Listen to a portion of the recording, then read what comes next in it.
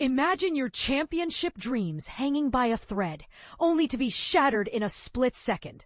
That's the harsh reality Sheldon Creed and Sam Mayer faced at Talladega, thanks to a chain reaction crash that sparked controversy and left Jeb Burton issuing a public apology. The United Rentals 250 at Talladega Superspeedway is known for its wild, unpredictable racing. On Saturday, that reputation was cemented when a multi-car wreck on lap 15 completely reshaped the NASCAR Xfinity Series playoff picture. The culprit? A seemingly minor contact that snowballed into a major incident. Jeb Burton, piloting the number 27 Chevrolet, found himself in the thick of it. His car made contact with Sheldon Creed's number 00 Ford, setting off a domino effect that ensnared several other drivers, including Sam Mayer, Ryan Sieg, Brendan Butterbean Queen, and Jeremy Clements. But here's where it gets controversial. Was it truly Burton's fault, or simply a case of Talladega being Talladega? The immediate impact was devastating for Creed and Mayer, both drivers for the Haas factory team. Their cars sustained irreparable damage, forcing them to retire early, finishing in 36th and 35th place, respectively. And this is the part most people miss. In playoff racing, every single position counts. Now, heading into the elimination race at Martinsville, Creed finds himself a daunting 41 points below the cut line, while Mayer is 22 points adrift. Their championship hopes are hanging by a thread, if not already severed.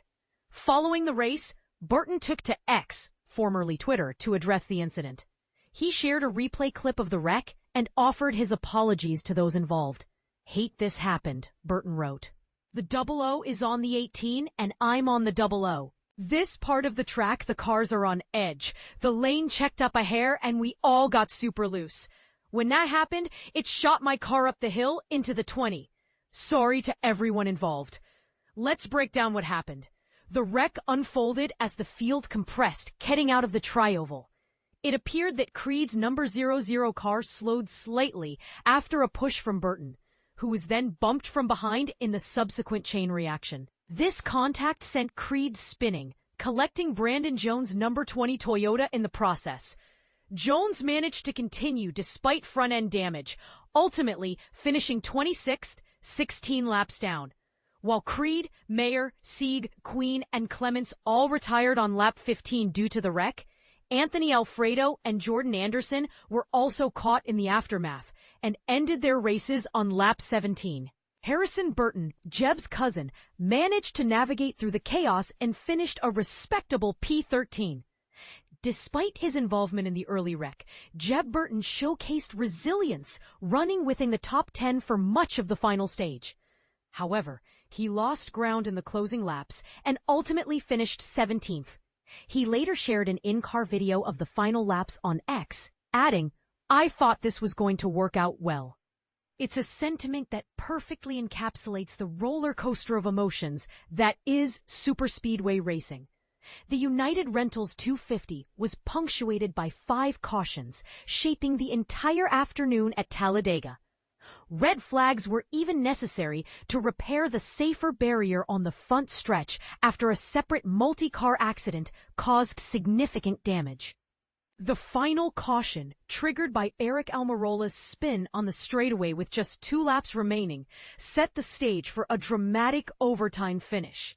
Austin Hill ultimately secured the victory, locking Richard Childress Racing into the Owners' Championship 4. However, the first stage wreck involving Burton, Creed, and Mayer cast a long shadow over the entire race, leaving a lasting impact on the playoff standings.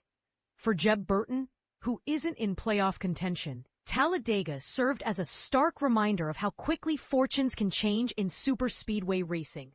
His apology and subsequent posts reflected a sense of accountability, but also the inherent frustration of knowing that a seemingly minor incident can trigger a catastrophic chain of events.